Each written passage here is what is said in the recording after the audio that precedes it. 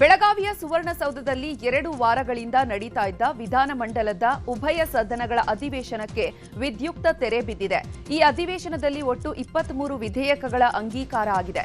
ಈ ಬಗ್ಗೆ speaker UT Khader ಸದನಕ್ಕೆ ಮಾಹಿತಿ ನೀಡಿ ಸದನವನ್ನ ಅನಿರ್ದಿಷ್ಟಾವಧಿಗೆ ಮುಂದೂಡಿದ್ರು. ಸದನದಲ್ಲಿ ಆಡಳಿತಾರೂಢ ಕಾಂಗ್ರೆಸ್ ಪಕ್ಷದಲ್ಲಿನ ನಾಯಕತ್ವ ಬದಲಾವಣೆಯ ಪೈಪೋಟಿ, ಬಣ ರಾಜಕೀಯ, ಆಪ್ತರ ಔತಣಕೂಟಗಳು ಗಮನ ಸೆಳೆದ್ವು. ಮತ್ತೊಂದೆಡೆ ನೆರೆ ಸಂತ್ರಸ್ತರಿಗೆ ಪರಿಹಾರ, ಕೃಷಿ ಉತ್ಪನ್ನಗಳ ಖರೀದಿ ಸೇರಿದಂತೆ ವಿವಿಧ ಸಂಘಟನೆಗಳು ತಮ್ಮ ಬೇಡಿಕೆ ಮತ್ತು ಸಮಸ್ಯೆಗಳ ಪರಿಹಾರಕ್ಕಾಗಿ ಸರಣಿ ಪ್ರತಿಭಟನೆಗಳನ್ನು ನಡೆಸಿದ್ರು. ಉತ್ತರ ಕರ್ನಾಟಕದ ಸಮಸ್ಯೆಗಳು ಸೇರಿದಂತೆ ರಾಜ್ಯದ ಜ್ವಲಂತ ವಿಚಾರಗಳು ಚರ್ಚೆ ಆಯಿತು. ಒಟ್ಟು 23 ಮಸೂದೆಗಳು ಅಂಗೀಕರಿಸಲ್ಪಟ್ಟಿವೆ. ಪರಿಷತ್ನಲ್ಲೂ ಕೂಡ ದ್ವೇಷ ಭಾಷಣ ಮಸೂದೆ ಅಂಗೀಕಾರ ಆಗಿದೆ. ಸಿಎಂ ಕುರ್ಚಿ ಫೈಟ್ ವಿಚಾರವಾಗಿ ಬಿಜೆಪಿ ಸದಸ್ಯರು ಸಿಎಂಗೆ ಕಿಚಾಯಿಸಿದ್ದಾರೆ. ಈ ವೇಳೆ ತಿರುಗೇಟು ಕೊಟ್ಟಿರುವಂತಹ ಸಿಎಂ, ಈ ಹಿಂದೆ ನಾನು 5 ವರ್ಷ ಸಿಎಂ ಆಗಿದೆ, ಈಗಲೂ ಕೂಡ ಆಗಿರ್ತೀನಿ ಅಂದಿದ್ದಾರೆ. ನಾಟಿ ಕೋಳಿ ಊಟ ಪ್ರಸ್ತಾಪಿಸಿದಾಗ ಸಂಜೆ ಬನ್ನಿ ಎಲ್ಲ ಒಟ್ಟಿಗೆ ಊಟ ಮಾಡೋಣ ಅಂದಿದ್ದಾರೆ. ನೀವು ತಿನ್ನಲ್ವಾ ಆರ್ಎಸ್ಎಸ್ ಪ್ರಭಾವನ ಅಂತಾನೂ ಕೂಡ ಲೇವಡಿ ಮಾಡಿದ್ದಾರೆ. ಸಿಎಂ ಉತ್ತರದ ಬಳಿಕ 10 ದಿನಗಳಿಂದ ನಡೆದ ವಿಧಾನ ಪರಿಷತ್ಗೆ ತೆರೆ ಬಿದ್ದಿದೆ. ವಿಧಾನ ಪರಿಷತ್ ನಡಾವಳಿ ಬಗ್ಗೆ ಸಭಾಪತಿ ಬಸವರಾಜ ಹೊರಟ್ಟಿ ಓದಿ ತಿಳಿಸಿದ್ದಾರೆ. ಉತ್ತರ ಕರ್ನಾಟಕದ ಬಗ್ಗೆ ಸಮಗ್ರ ಚರ್ಚೆ ನಡೆಸಲಾಗಿದ್ದು ಅನಿರ್ದಿಷ್ಟಾವಧಿಗೆ ಮುಂದೂಡಿಕೆ ಮಾಡಲಾಗಿದೆ. ವಿಧಾನಸಭೆಯಿಂದ 7 ತಿದ್ದುಪಡಿ ವಿಧೇಯಕ ಮತ್ತು 14 ಹೊಸ ವಿಧೇಯಕದ ಬಗ್ಗೆ ಅಂಗೀಕಾರ ಮಾಡಲಾಗಿದೆ. ಬೆಳಗಾವಿಯ ಸುವರ್ಣಸೌಧದಲ್ಲಿ ಅಧಿವೇಶನ ಮುಗಿಸಿ ಹೊರಟಾಗ ಸಿಎಂ ಸಿದ್ದರಾಮಯ್ಯಗೆ ಅಭಿಮಾನಿಗಳು ಜೈಕಾರ ಕೂಗಿದ್ದಾರೆ. ಸಿಎಂಗೆ ಕರಿ ಕಂಬಳಿಯನ್ನ ಹೊದಿಸಿ ಅಭಿಮಾನಿಗಳು ಸನ್ಮಾನಿಸಿದ್ರು. ಸಿಎಂ ಸಿದ್ದರಾಮಯ್ಯನ ಸುತ್ತುವರಿದಂತಹ ಫ್ಯಾನ್ಸ್ ಹೌದು ಹುಲಿಯಾ ಅಂತ ಘೋಷಣೆ ಕೂಗಿದ್ರು.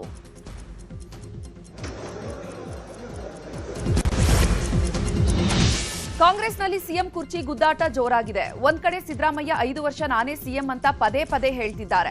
ಮತ್ತೊಂದ್ ಕಡೆ ಡಿಸಿಎಂ ಮಾತನಾಡಿ ನಾನು ಯಾವತ್ತೂ ಕೂಡ ಸಿದ್ದರಾಮಯ್ಯನವರು 5 ವರ್ಷ ಇರಲ್ಲ ಅಂತ ಹೇಳಿಲ್ಲ ಅಂದಿದ್ದಾರೆ. ಕಾರವಾರದಲ್ಲಿ ಮಾತನಾಡಿದ ಡಿಕೆಶಿ, ಹೈಕಮಾಂಡ್ ನಿರ್ಧಾರ ಆಗಿದೆ, ಹೈಕಮಾಂಡ್ ಸಿದ್ದರಾಮಯ್ಯ ಪರವಾಗಿ ಇದ್ದದ್ದಕ್ಕೆ ಅವರು ಸಿಎಂ ಆಗಿದ್ದಾರೆ. ನಮ್ಮಲ್ಲಿ ಒಪ್ಪಂದ ಆಗಿದೆ, ಅದರಂತೆ ನಡೆದುಕೊಳ್ತೇನೆ, ನಾವಿಬ್ಬರು ಕೂಡ ಮಾತನಾಡಿಕೊಂಡಿದ್ದೇವೆ ಅಂದಿದ್ದಾರೆ. ಇನ್ನು ಗೋಕರ್ಣದ ಮಹಾಬಲೇಶ್ವರ ದೇವಾಲಯದಲ್ಲಿ ಆತ್ಮಲಿಂಗ ಸ್ಪರ್ಶ ಪೂಜೆಯನ್ನ ಡಿಕೆ ಶಿವಕುಮಾರ್ ಸಲ್ಲಿಸಿದ್ದಾರೆ. ಈ ಬಗ್ಗೆ ಮಾತನಾಡಿದ ಡಿಕೆ, ಭಕ್ತನಿಗೂ ಭಗವಂತನಿಗೂ ಇರುವಂತಹ ವಿಚಾರ ಅದು, ಏನೂ ಹೇಳಲ್ಲ, ನಾನು ಏನ್ ಹೇಳ್ತೀನಿ, ತಾಯಿ ಏನ್ ಹೇಳಿದ್ದಾಳೆ ಅನ್ನೋದು ನಮ್ಮಿಬ್ಬರಿಗೆ ಬಿಟ್ಟಿದ್ದು ಅಂದ್ರು. ಇನ್ನು ಸಿಎಂ ಡಿಕೆಶಿ ನಡುವೆ ಒಪ್ಪಂದ ಆಗಿರೋದು ನನಗೆ ಗೊತ್ತಿಲ್ಲ ಅಂತ ಕೊಪ್ಪಳದಲ್ಲಿ ವೈದ್ಯಕೀಯ ಶಿಕ್ಷಣ ಸಚಿವ ಶರಣಪ್ರಕಾಶ್ ಪಾಟೀಲ್ ಹೇಳಿದ್ದಾರೆ. ಇಬ್ಬರು ಜೊತೆಗೆ ಕೂತು ಹೇಳಿಕೆಯನ್ನ ಕೊಟ್ಟಿದ್ದಾರೆ, ಅದೆಲ್ಲ ನಿಮ್ಗೆ ಗೊತ್ತೇ ಇದೆ, ಅದೆಲ್ಲ ಹೈಕಮಾಂಡ್ಗೆ ಬಿಟ್ಟಿದ್ದು ಅಂದ್ರು. 5 ವರ್ಷ ನಾನೇ ಸಿಎಂ ಅಂತ ಸಿದ್ದರಾಮಯ್ಯ ಹೇಳಿಕೆ ನೀಡಿದ್ರು. ಈ ವಿಚಾರವಾಗಿ ಸಚಿವೆ ಲಕ್ಷ್ಮೀ ಹೆಬ್ಬಾಳ್ಕರ್ ಪ್ರತಿಕ್ರಿಯೆ ನೀಡಿದ್ದಾರೆ. ಸಿಎಂ ಅವರೇ 5 ವರ್ಷ ಸಿಎಂ ಅಂತ ಹೇಳಿದ ಮೇಲೆ ನಾವೇನ್ ಮಾತನಾಡೋದು ಅಂದ್ರು. ಇನ್ನು ಸಿಎಂ ಕುರ್ಚಿ ವಿಚಾರವಾಗಿ ಹೈಕಮಾಂಡ್ ಹೇಳೋದೇ ಅಂತಿಮ ಅಂತ ಶಾಸಕ ಬಸವರಾಜ ರಾಯರೆಡ್ಡಿ ಹೇಳಿದ್ದಾರೆ. 2.5 ವರ್ಷ ಒಪ್ಪಂದದ ಬಗ್ಗೆ ನಮಗೆ ಯಾರಿಗೂ ಗೊತ್ತಿಲ್ಲ. ಈ ಬಗ್ಗೆ ಮುಖ್ಯಮಂತ್ರಿಗಳೇ ಮಾಹಿತಿ ಕೊಟ್ಟಿದ್ದಾರೆ, ಅವರೇ ಈಗ ಸ್ಪಷ್ಟನೆ ಕೊಟ್ಟಿದ್ದಾರೆ ಅಂದ್ರು.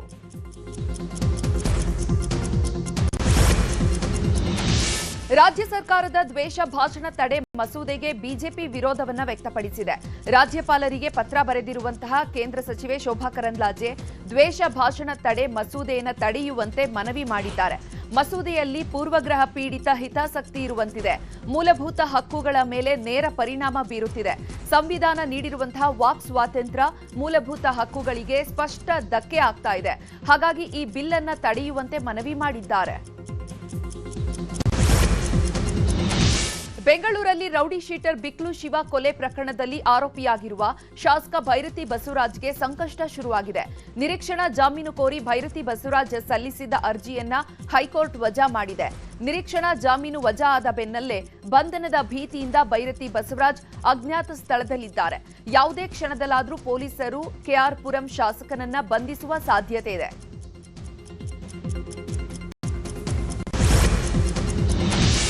ವಾಲ್ಮೀಕಿ ಅಭಿವೃದ್ಧಿ ನಿಗಮದಲ್ಲಿ ಅಕ್ರಮ ಪ್ರಕರಣಕ್ಕೆ ಸಂಬಂಧಪಟ್ಟಂತೆ ಜಾರಿ ನಿರ್ದೇಶನಾಲಯ ಮಾಜಿ ಸಚಿವ ನಾಗೇಂದ್ರಗೆ ಶಾಕ್ ನೀಡಿದೆ.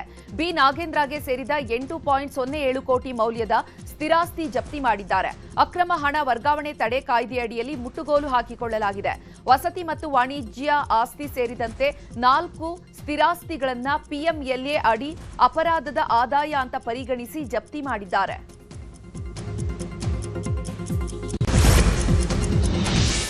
ಕಬ್ಬಿಗೆ ಸರ್ಕಾರ ನಿಗದಿ ಮಾಡಿದ್ದ ದರವನ್ನ ಪ್ರಶ್ನಿಸಿ ಕೆಲವು ಶುಗರ್ ಕಂಪನಿಗಳು ಸಲ್ಲಿಸಿದ್ದ ರಿಟ್ ಅರ್ಜಿ ವಿಚಾರಣೆ ಹೈಕೋರ್ಟ್ನಲ್ಲಿ ನಿನ್ನೆ ನಡೆಯಿತು. ವಿಚಾರಣೆ ವೇಳೆ ಸಿಎಂ ಮತ್ತು ರೈತರಿದ್ದ ಸಭೆಯಲ್ಲಿ ದರ ಬದಲಾವಣೆಗೆ ಒಪ್ಪಿಗೆ ನೀಡಿದ್ದಾರೆ. ಮೊದಲು ದರ ನಿಗದಿಗೆ ಒಪ್ಪಿ ಈಗ ದರ ನಿಗದಿ ಸಾಧ್ಯವಿಲ್ಲವೆಂದ್ರೆ ಹೇಗೆ ಅಂತ ಹೈಕೋರ್ಟ್ ಪ್ರಶ್ನಿಸಿತು. 3,550 ರೂಪಾಯಿ ದರ ನಿಗದಿಪಡಿಸಿದ್ರೂ ಕೂಡ 4,300 ರೂಪಾಯಿವರೆಗೂ ಕೂಡ ಹೊರೆಯಾಗಲಿದೆ. ಸರ್ಕಾರ ಸಕ್ಕರೆ ನಿಯಂತ್ರಣ ಕಾಯ್ದೆಯ ನಿಯಮ ಪಾಲಿಸಿಲ್ಲ ಅಂತ ಸಕ್ಕರೆ ಕಾರ್ಖಾನೆಗಳ ಪರ ವಕೀಲರು ವಾದಿಸಿದ್ರು. ಶುಗರ್ ಕೇನ್ ಕಂಟ್ರೋಲ್ ಬೋರ್ಡ್ಗೆ ಮನವಿ ಸಲ್ಲಿಸಲು ಹೈಕೋರ್ಟ್ ಅನುಮತಿಯನ್ನ ನೀಡಿದ್ದು, ಮರು ಪರಿಶೀಲನೆ ಮನವಿಯನ್ನ 3 ವಾರದಲ್ಲಿ ಪರಿಶೀಲಿಸಲು ಸರ್ಕಾರಕ್ಕೆ ಸೂಚನೆ ನೀಡಿದೆ.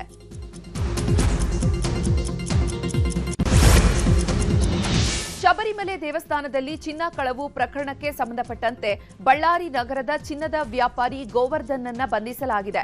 ಕೇರಳದ ಎಸ್ಐಟಿ ಪೊಲೀಸರು ಅರೆಸ್ಟ್ ಮಾಡಿದ್ದಾರೆ. ಕಳೆದ ಕೆಲ ದಿನಗಳ ಹಿಂದೆ ಗೋವರ್ಧನ ಬಂಗಾರದ ಶಾಪ್ನಲ್ಲಿ 400 ಗ್ರಾಂ ಚಿನ್ನವನ್ನ ಎಸ್ಐಟಿ ವಶಕ್ಕೆ ಪಡೆದಿತ್ತು. ನಂತರ ಎಸ್ಐಟಿ ವಿಚಾರಣೆಗೆ ಕರೆಸಿ ಬಂಧಿಸಲಾಗಿದೆ. ಜಿಬಿಎ ವ್ಯಾಪ್ತಿಯ 5 ನಗರದ ಪಾಲಿಕೆಗಳಿಗೆ ಚುನಾವಣೆ ನಡೆಸುವ ನಿಟ್ಟಿನಲ್ಲಿ ಮೀಸಲಾತಿ ನಿಗದಿ ಮಾಡಲು ರಾಜ್ಯ ಸರ್ಕಾರ ಮಾರ್ಗಸೂಚಿ ಬಿಡುಗಡೆ ಮಾಡಿದೆ. ಬೆಂಗಳೂರು ನಗರಾಭಿವೃದ್ಧಿ ಅಪರ ಮುಖ್ಯ ಕಾರ್ಯದರ್ಶಿ ನೇತೃತ್ವದ ಸಮಿತಿಗೆ ಮಾರ್ಗಸೂಚಿ ನೀಡಲಾಗಿದ್ದು, ಮೀಸಲಾತಿ ನಿಗದಿ ಮಾಡುವ ವೇಳೆ ಪಾಲಿಸಬೇಕಾದ ಮಾನದಂಡದ ಪಟ್ಟಿ ನೀಡಿದೆ. ರಾಯಚೂರು ಪಟ್ಟಣದಲ್ಲಿ ಒಂದು ಅಮಾನವೀಯ ಘಟನೆ ನಡೆದಿದೆ. ಹಣ ನೀಡದ್ದಕ್ಕೆ ತಲೆ ಮೇಲೆ ಕಲ್ಲೆತ್ತಾಕಿ ಕೊಲೆ ಮಾಡಿದ್ದಾರೆ. ಆಂಧ್ರಪ್ರದೇಶದ ಕಡಪ ಮೂಲದ ನಿವಾಸಿ ಸೈಯಸ್ ಇಮಾಮ್ 15 ದಿನಗಳ ಹಿಂದೆ ಹೊಟ್ಟೆಪಾಡಿಗಾಗಿ ರಾಯಚೂರಿಗೆ ಬಂದಿದ್ದ. ಮಂತ್ರಾಲಯದ ರಸ್ತೆಯ ರೇಡಿಯೋ ಸ್ಟೇಷನ್ ಬಳಿ ಬೀದಿ ವ್ಯಾಪಾರವನ್ನ ಮಾಡಿಕೊಂಡು ಜೀವನ ಸಾಗಿಸ್ತಾ ಇದ್ದ. ಆದರೆ ಸಯ್ಯದ್ ಇಮಾಮ್ ವ್ಯಾಪಾರ ಮುಗಿಸಿ ಮಲಗಿದ್ದಾಗ ಕಿಡಿಗೇಡಿಗಳು ಕುಡಿದ ಅಮಲಿನಲ್ಲಿ ಹಣಕ್ಕಾಗಿ ಪೀಡಿಸಿದ್ದಾರೆ. ಹಣ ಕೊಡದೇ ಇದ್ದಿದ್ದಕ್ಕೆ ಕೊಲೆ ಮಾಡಿ ಎಸ್ಕೇಪ್ ಆಗಿದ್ರು. ಆರೋಪಿಗಳು ಪರಾರಿಯಾಗಿರುವಂತಹ ವಿಡಿಯೋ ಮೊಬೈಲ್ನಲ್ಲಿ ಸೆರೆಯಾಗಿದೆ. ವಕ್ಫ್ ಬೋರ್ಡ್ ಆಸ್ತಿಗಾಗಿ 2 ಗುಂಪುಗಳು ಹೊಡೆದಾಡಿಕೊಂಡಿದೆ. ಕೋಲಾರ ಜಿಲ್ಲೆಯ ಮಾಲೂರು ತಾಲೂಕಿನ ಮಾಸ್ತಿ ಗ್ರಾಮದಲ್ಲಿ ಈ ಘಟನೆ ನಡೆದಿದೆ. ವಕ್ಫ್ ಬೋರ್ಡ್ಗೆ ಸೇರಿದ 11 ಎಕರೆ ಜಮೀನಿಗಾಗಿ ಹೊಡೆದಾಡಿಕೊಂಡಿದ್ದಾರೆ. ಸೈಯದ್ ರಸೂಲ್ ದರ್ವೇಸ್ ವಂಶದವರು ವಕ್ಫ್ ಬೋರ್ಡ್ಗೆ ಜಮೀನು ದಾನವಾಗಿ ಕೊಟ್ಟಿದ್ರಂತೆ. ಆದ್ರೆ ಈಗ ಈದ್ಗಾ ಕಟ್ಟಡ ವಕ್ಫ್ ಬೋರ್ಡ್ಗೆ ಸೇರಿದೆ. ಆದ್ರೆ ಆಸ್ತಿ ನಮ್ಮದು ಅಂತ ಕಲ್ಲಲ್ಲಿ ಹೊಡೆದಾಡಿಕೊಂಡಿದ್ದಾರೆ. ರಾಜ್ಯದ ಉತ್ತರ ಭಾಗದ ಜಿಲ್ಲೆಗಳಲ್ಲಿ ಇಂದು ಶೀತ ಗಾಳಿ ಹೆಚ್ಚಳ ಆಗಲಿದೆ. ಇನ್ನೆರಡು ದಿನಗಳ ಕಾಲ ಕೆಲ ಜಿಲ್ಲೆಗಳಲ್ಲಿ ವಿಪರೀತ ಚಳಿ ಅನುಭವ ಆಗಲಿದೆ. ಹೀಗಾಗಿ 5 ಜಿಲ್ಲೆಗಳಿಗೆ ಹವಾಮಾನ ಇಲಾಖೆ ಆರೆಂಜ್ ಅಲರ್ಟ್ ನೀಡಿದೆ. ಬೀದರ್, ಕಲಬುರಗಿ, ವಿಜಯಪುರ, ಯಾದಗಿರಿ, ರಾಯಚೂರು ಜಿಲ್ಲೆಗಳಿಗೆ ಆರೆಂಜ್ ಅಲರ್ಟ್ ಮತ್ತು ಬಾಗಲಕೋಟೆ, ಬೆಳಗಾವಿ, ಧಾರವಾಡ, ಕೊಪ್ಪಳ, ವಿಜಯನಗರ, ಬಳ್ಳಾರಿ, ಗದಗ, ಹಾವೇರಿ, ದಾವಣಗೆರೆ, ಚಿತ್ರದುರ್ಗ, ಶಿವಮೊಗ್ಗ ಜಿಲ್ಲೆಗಳಿಗೆ ಯೆಲ್ಲೋ ಅಲರ್ಟ್ ನೀಡಿದೆ.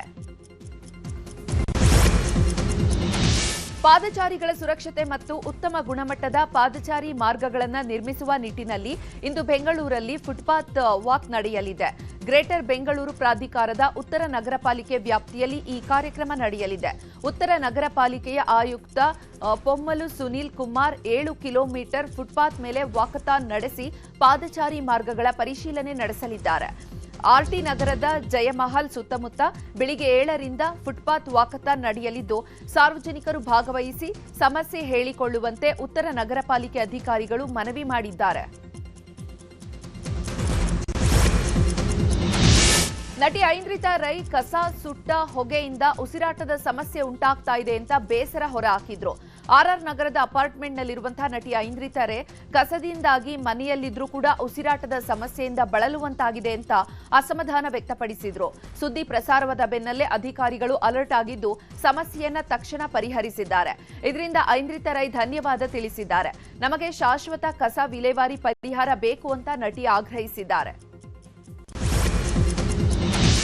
ಇಂದು ಬೆಂಗಳೂರಿನ ಹಲವೆಡೆ ವಿದ್ಯುತ್ ವ್ಯತ್ಯಯ ಉಂಟಾಗಲಿದೆ ಅಂತ ಬೆಸ್ಕಾಂ ತಿಳಿಸಿದೆ. 66/1 ಕೆವಿ ಬಿ ಸ್ಟೇಷನ್ನಲ್ಲಿ ತುರ್ತು ಕಾಮಗಾರಿ ಹಿನ್ನೆಲೆ ಇಂದು ಬೆಳಿಗ್ಗೆ 10 ರಿಂದ ಸಂಜೆ 5ರವರೆಗೆ ಕರೆಂಟ್ ಪೂರೈಕೆಯಲ್ಲಿ ವ್ಯತ್ಯಯ ಉಂಟಾಗಲಿದೆ. ಎಂಜಿ ರಸ್ತೆ, ಚಿನ್ನಸ್ವಾಮಿ ಸ್ಟೇಡಿಯಂ ಮತ್ತು ಮೋಟಪ್ಪನ್ ಪಾಳ್ಯ, ಮ್ಯೂಸಿಯಂ ರಸ್ತೆ ಮತ್ತು ಪ್ಲೇನ್ ಸ್ಟ್ರೀಟ್, ಪ್ರೆಸ್ಟೀಜ್ ಹೆರ್ಮಿಟೇಜ್ ಅಪಾರ್ಟ್ಮೆಂಟ್ ಮತ್ತು ಪ್ರಿಮೋಸ್ ರಸ್ತೆ, ರಿಚ್ಮಂಡ್ ಟೌನ್ ಸೇರಿದಂತೆ ನಗರದ ಹಲವೆಡೆ ಕರೆಂಟ್ ಕಟ್ ಆಗಲಿದೆ ಅಂತ ಬೆಸ್ಕಾಂ ಪತ್ರಿಕಾ ಪ್ರಕಟಣೆಯಲ್ಲಿ ತಿಳಿಸಿದೆ. ಕ್ರಿಸ್ಮಸ್ ಹಬ್ಬಕ್ಕೆ ಪ್ರಯಾಣಿಕರಿಗೆ ಕೆಎಸ್ಆರ್ಟಿಸಿ ಹೆಚ್ಚುವರಿ ಬಸ್ ಸೇವೆ ಒದಗಿಸಿದೆ. ಒಟ್ಟು 1000 ಹೆಚ್ಚುವರಿ ಬಸ್ ಸೇವೆ ನೀಡಲಿದ್ದು, ಬೆಂಗಳೂರು ಸೇರಿದಂತೆ ರಾಜ್ಯದ ಇತರೆ ಭಾಗದಿಂದಲೂ ಕೂಡ ಬಸ್ ವ್ಯವಸ್ಥೆ ಒದಗಿಸಲಾಗಿದೆ. ಜೊತೆಗೆ ಕ್ರಿಸ್ಮಸ್ ಹಬ್ಬದ ಹಿನ್ನೆಲೆ ಟಿಕೆಟ್ ಮೇಲೆ ರಿಯಾಯಿತಿ ನೀಡಲಾಗಿದೆ. 4 ಅಥವಾ ಹೆಚ್ಚು ಟಿಕೆಟ್ ಕಾಯ್ದಿರಿಸುವಿಕೆಗೆ 5% ರಿಯಾಯಿತಿ ನೀಡಲಾಗಿದೆ. ಇದರ ಜೊತೆಗೆ ರಾಜ್ಯವನ್ನ ಹೊರತುಪಡಿಸಿ ಕೇರಳ, ತಮಿಳುನಾಡು, ಗೋವಾ, ಆಂಧ್ರಪ್ರದೇಶ, ತೆಲಂಗಾಣ, ಮಹಾರಾಷ್ಟ್ರದಿಂದಲೂ ಕೂಡ ಕೆಎಸ್ಆರ್ಟಿಸಿ ಹೆಚ್ಚುವರಿ ಬಸ್ ಸೇವೆ ಲಭ್ಯ ನೀಡಿದೆ.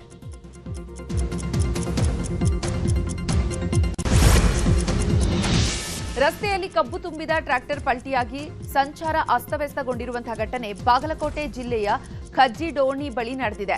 ನಡು ರಸ್ತೆಯಲ್ಲಿ ಟ್ರ್ಯಾಕ್ಟರ್ ಪಲ್ಟಿಯಾದ ಪರಿಣಾಮ ಕಬ್ಬು ರಸ್ತೆ ತುಂಬಾ ಬಿದ್ದಿದೆ. ಇದರಿಂದ ಕೆಲಕಾಲ ಟ್ರಾಫಿಕ್ ಜಾಮ್ ಉಂಟಾಗಿತ್ತು. ಬಳಿಕ ಪೊಲೀಸರು ಜೆಸಿಬಿ ಮೂಲಕ ಕಬ್ಬು ತೆರವುಗೊಳಿಸಿ ಸಂಚಾರ ಸುಗಮಗೊಳಿಸಿದ್ದಾರೆ. ಕೆಲಕಾಲ ಠಾಣಾ ವ್ಯಾಪ್ತಿಯಲ್ಲಿ ಪ್ರಕರಣ ದಾಖಲಾಗಿದೆ.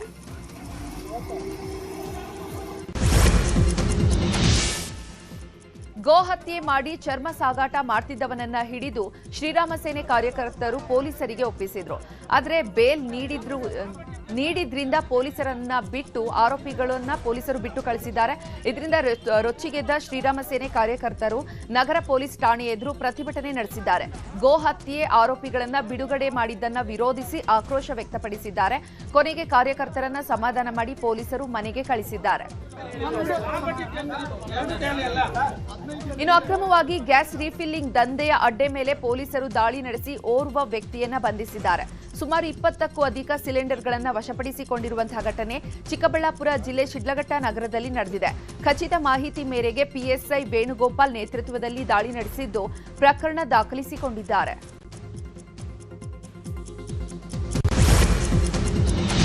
ಕೋತಿಯೊಂದು ಕನ್ನಡಿಯಲ್ಲಿ ಮುಖ ನೋಡಿ ಭಾರೀ ತುಂಟಾಟ ಮಾಡಿದೆ. ಯಾದಗಿರಿ ನಗರದ ಬನದೇಶ ಶೆಟ್ಟಿ ಎನ್ನುವವರ ಮನೆಯ ಮಹಡಿ ಮೇಲೆ ಒಣ ಹಾಕಿದಂತಹ ಕಾಳು ತಿನ್ನಲು ಬಂದ ಕೋತಿ ತುಂಟಾಟ ಮಾಡಿದೆ. ಮಹಡಿ ಮೇಲೆ ಇದ್ದಂತಹ ಕನ್ನಡಿಯಲ್ಲಿ ಮುಖ ನೋಡಿಕೊಂಡು ಮೋಡಿ ಮಾಡಿದೆ. ಕನ್ನಡಿಯಲ್ಲಿ ತನ್ನದೇ ಮುಖ ನೋಡಿ ಕನ್ನಡಿಯೊಂದಿಗೆ ಜಿಗಿದು ಹೋಗಿದೆ. ಮಂಗನ ಆಟದ ದೃಶ್ಯ ಮನೆಯ ಸಿಸಿ ಕ್ಯಾಮೆರಾದಲ್ಲಿ ಸೆರೆಯಾಗಿದ್ದು, ಕೋತಿ ತುಂಟಾಟ ನೋಡಿ ಜನ ಖುಷಿಯಾಗಿದ್ದಾರೆ. ಚಾಮರಾಜನಗರ ಜಿಲ್ಲೆಯಲ್ಲಿ ಹುಲಿ ದಾಳಿ ಪ್ರಕರಣಗಳು ಮುಂದುವರೆದಿದೆ. ಗುಂಡ್ಲುಪೇಟೆ ತಾಲೂಕಿನ ಭೀಮನಬೀಡು ಗ್ರಾಮದಲ್ಲಿ ಹುಲಿ ದಾಳಿಗೆ ಹಸುವೊಂದು ಬಲಿಯಾಗಿದ್ದು, ಮತ್ತೊಂದು ಹಸು ತೀವ್ರವಾಗಿ ಗಾಯಗೊಂಡಿದೆ. ಸಿದ್ದಶೆಟ್ಟಿ ಎಂಬ ರೈತರಿಗೆ ಸೇರಿದ ಈ ಹಸುಗಳು ಜಮೀನಿನಲ್ಲಿ ಮೇಯ್ತಾ ಇದ್ದಾಗ ಹುಲಿ ದಾಳಿ ನಡೆಸಿದೆ.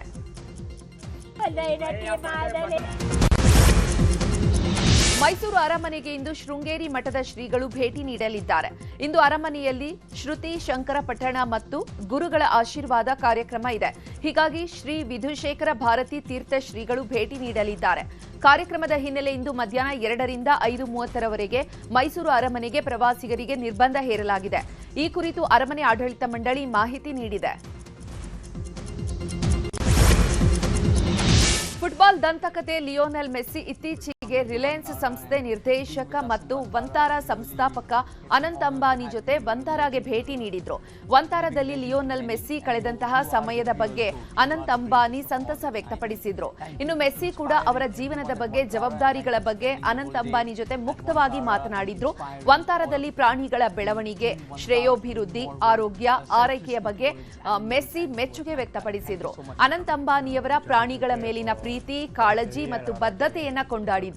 ಪ್ರಾಣಿಗಳನ್ನ ಹೇಗೆ ರಕ್ಷಣೆ ಮಾಡಿದ್ರು, ಪ್ರಾಣಿಗಳ ಚೇತರಿಕೆಗೆ ಹೇಗೆಲ್ಲ ವಂತಾರದಲ್ಲಿ ಶ್ರಮ ವಹಿಸಲಾಗ್ತಾ ಇದೆ ಅನ್ನೋದನ್ನ ಮೆಸ್ಸಿ ಕೇಳಿ ತಿಳಿದುಕೊಂಡ್ರು. ಆಮೇಲೆ ವಂತಾರ ತಂಡದ ಸಮರ್ಪಣೆ ಮತ್ತು ಅನಂತ್ ಅಂಬಾನಿಯವರ ದೃಷ್ಟಿಕೋನಕ್ಕೆ ಮೆಸ್ಸಿ ಬಹಳಷ್ಟು ಮೆಚ್ಚುಗೆಯನ್ನ ವ್ಯಕ್ತಪಡಿಸಿದ್ರು.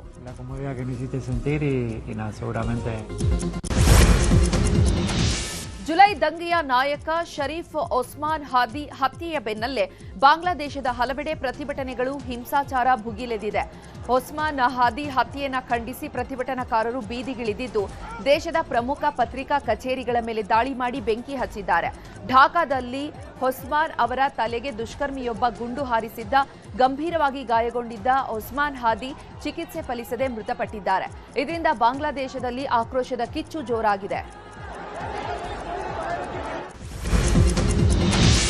ಬೆಟ್ಟಿಂಗ್ ಆಪ್ ಪ್ರಕರಣದ ತನಿಖೆ ನಡೆಸ್ತಾ ಇರುವಂತಹ ಜಾರಿ ನಿರ್ದೇಶನಾಲಯದ ಅಧಿಕಾರಿಗಳು ಸಾಕಷ್ಟು ಕ್ರೀಡಾಪಟುಗಳು, ನಟ ನಟಿಯರ ಆಸ್ತಿಯನ್ನ ಮುಟ್ಟುಗೋಲು ಹಾಕಿಕೊಂಡಿದ್ದಾರೆ.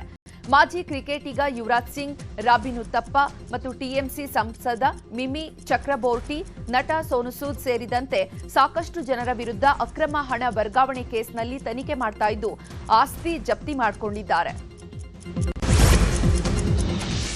ಭಾರತ ಸೌತ್ ಆಫ್ರಿಕಾ ನಡುವಿನ 5ನೇ ಟಿ20 ಪಂದ್ಯದಲ್ಲಿ ಭಾರತ ಭರ್ಜರಿ ಜಯ ದಾಖಲಿಸಿದೆ.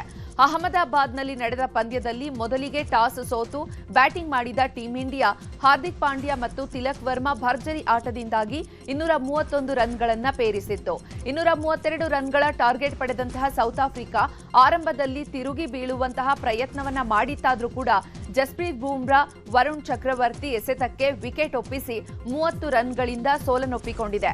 5 ಪಂದ್ಯದ ಸರಣಿಯನ್ನ 3-1 ಅಂತರದಲ್ಲಿ ಗೆದ್ದ ಭಾರತ ಸರಣಿ ಕೈವಶ ಮಾಡಿಕೊಳ್ತು.